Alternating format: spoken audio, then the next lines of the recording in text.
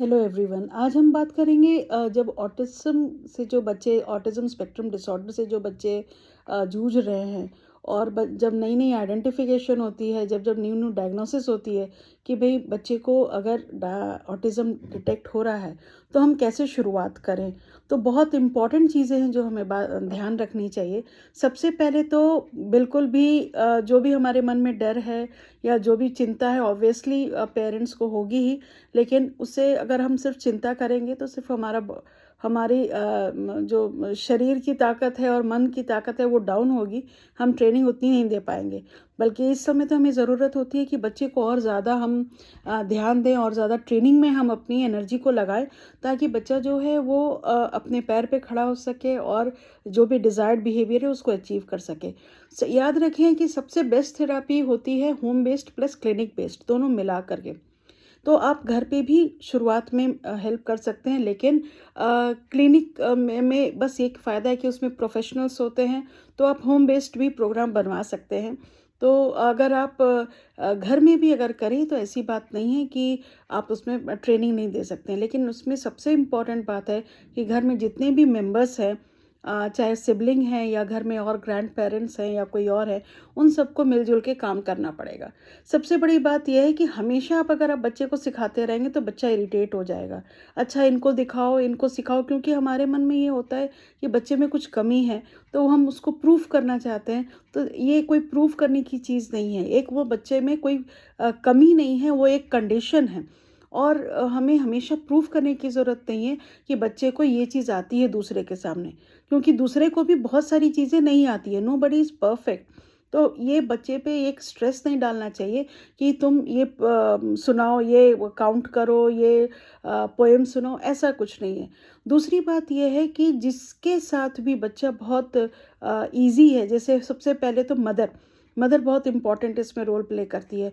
तो अगर mother working है या घर में रहती है, फिर भी निकालिए, अगर 1 घंटा आप दे सकते हैं, अगर कोई टीचर नहीं है, कोई केयर टेकर नहीं है, 1 घंटा बच्चे के साथ अगर ऑटिज़्म बच्चा है तो ज़रूर देना चाहिए। क्योंकि सबसे करीब जो होती है, अगर ये मैं बात कर रही हूँ, अगर 5-6 ईयर्स के बच्चे हैं तो थोड़े बड़े हो जाने के बाद मैच्योरिटी थोड़ी आती है और वो दूसरे लोगों को भी घर में या केयर टेकर को देखता है, सिबलिंग को देखता है। लेकिन शुरू में 5-6 साल की उम्र तक बच्चा सबसे करीब माँ के होता है।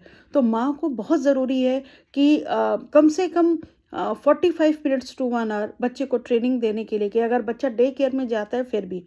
और ये जो ट्रेनिंग देते हैं, इसमें ये नहीं कि आप मोबाइल देख रहे हो, खाना चढ़ा के रखा हुआ है, या कोई आ जा रहा है या कोई मेड काम कर रही है उसको भी हेल्प कर रहे हो। नो, आप बिल्कुल रूम बंद करके, और उसमें लाइट अच्छी होनी चाहिए, उसमें कोई डिस्ट्रैक्शन नहीं होना चाहिए, और जो भी चीज़, जो भी थेरेपी में प्रिस्क्राइब किया गया है वो बाकायदा ले करके बैठ के और फिर बच्चों को ट्रेनिंग देनी चाहिए।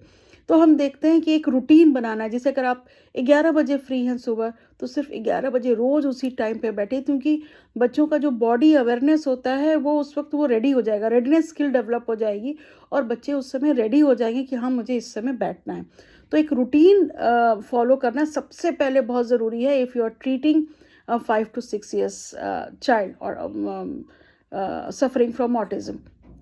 मैं यहाँ पे सफ़रिंग इसलिए कह रही हूँ क्योंकि उनको ट्रेनिंग जब अच्छी नहीं मिलती है तो ऑब्वियसली उनका जो बिहेवियर है वो बिहेवियर प्रॉब्लम बहुत ज़्यादा हो जाता है, और इसको दूसरे लोग रिकॉग्नाइज़ करने देते हैं। तो अगर आप 45 मिनट्स अगर आप स्पेयर कर रहे हैं, तो जैसे 15 मिनट्स आप स्पीच थेरेपी के जो लेसन प्लान है वो दे सकते हैं, 15 मिनट्स आप एक्टिविटीज़ करा करके स्पेशल एजुकेशन दे सकते हैं।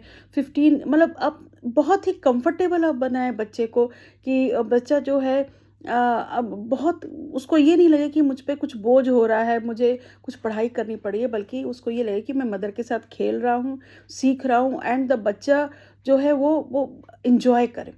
दूसरी बात यह है कि जो भी लेसन प्लान हो, हर वीक में वेरिएशन होना चाहिए, चाहे वो स्पीच थेरेपी हो, चाहे वो स्पेशल एजुकेशन हो। एक ही एक्टिविटी रोज़ नहीं करनी है। तो जो भी आपको लेसन प्लान दिया जाएगा, हर एक्टिविटी को 1 हफ्ते के लिए कीजिए, और वो एक्टिविटी जैसा जैसा दिया गया है उसको वैसे ही फॉलो करिए, प्लस उसको रिकॉर्ड कीजिए, और ये कीजिए कि कहाँ बच्चे को प्रॉब्लम आ रही है। अगर किसी एक्टिविटी को करने में बच्चे को प्रॉब्लम आ रही है, तो फिर हम उस एक्टिविटी को मॉडिफाई करेंगे with the help of the trainer.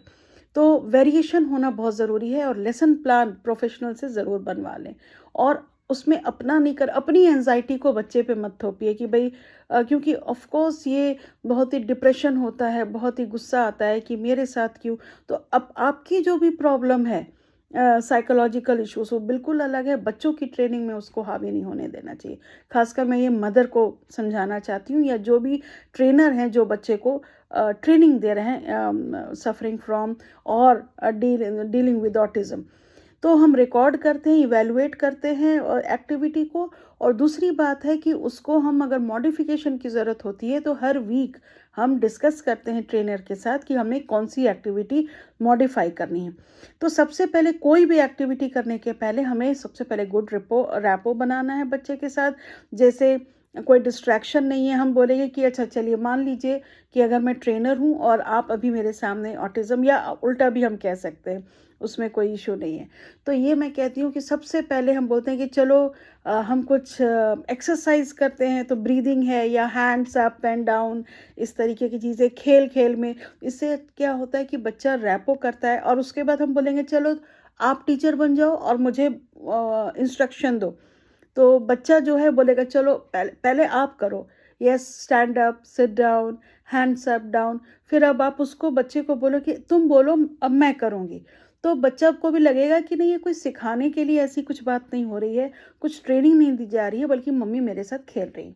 तो इस तरीके से खेल खेल में हम एक्सरसाइज शुरू करते हैं। दूसरी बात यह है कि हमें आइडेंटिफाई करना पड़ेगा कि बच्चे को क्या पसंद है क्या पसंद नहीं है, एक पूरी लिस्ट बनानी है। तो जिसको हम रिवॉर्ड के रूप में यूज़ करेंगे जब बच्चा अच्छा काम करेगा, जो डिज़ायर्ड एक्टिविटी है।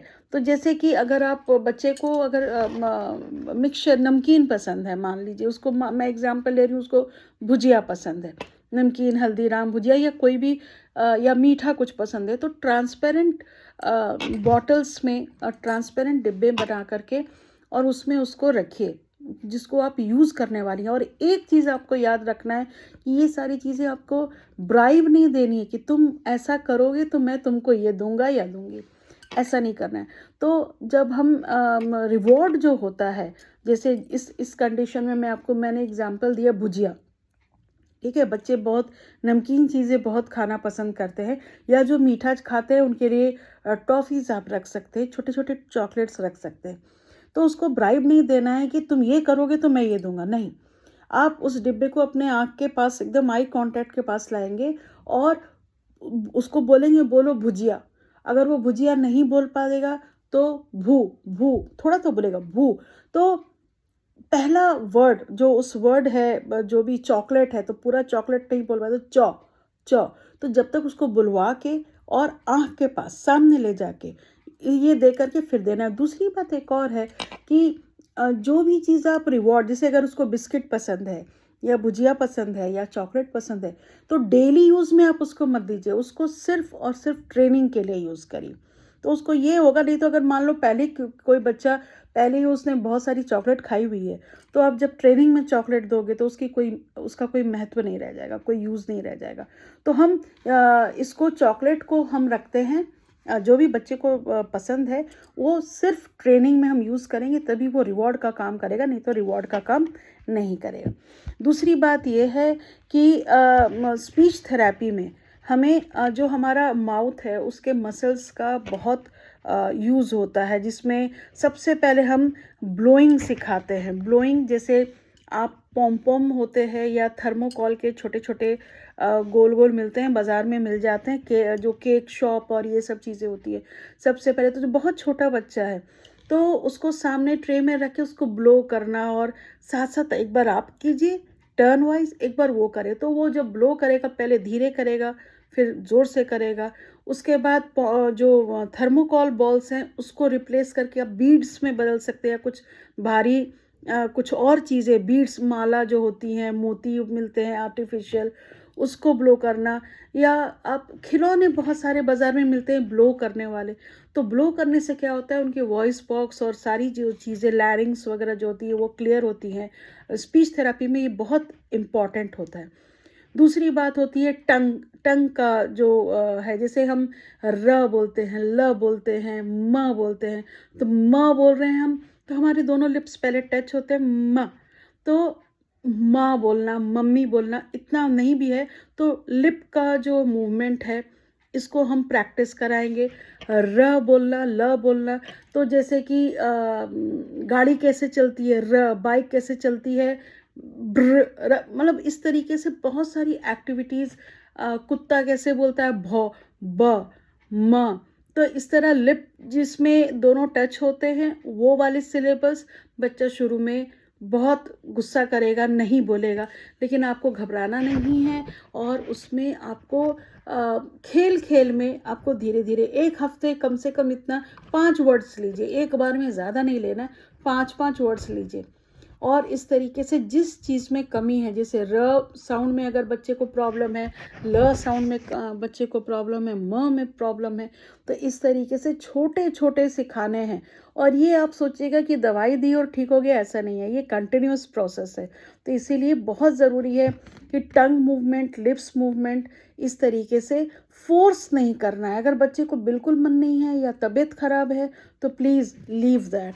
तो इस तरीके से आप नेचुरल चीज़ें हैं, अब जैसे उसको जो सब्जियां पसंद है या जो उसको फ्रूट्स पसंद है उसको सामने रख के इस तरीके से और बोल सकते हैं, जैसे एप्पल, एप्पल, पर्स में आ रहा है, लिप्स ये हो रहे हैं, तो आइडेंटिफिकेशन भी करेगा, उसकी स्पेलिंग भी समझाने की कोशिश करेंगे।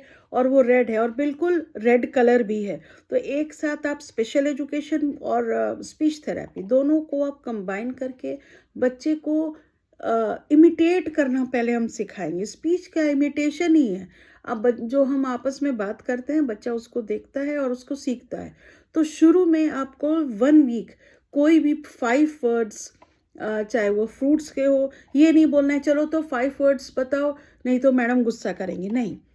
आपको खेल खेल में इस तरह लिस्ट बनानी है और बैठ करके बच्चों के साथ खेलना है, जैसे म, भुजिया, भू, जी, या, मतलब इस तरह। उसके बाद जब अगले हफ्ते हम जाएंगे तब बोलेंगे भुजिया दो, मुझे भुजिया दो।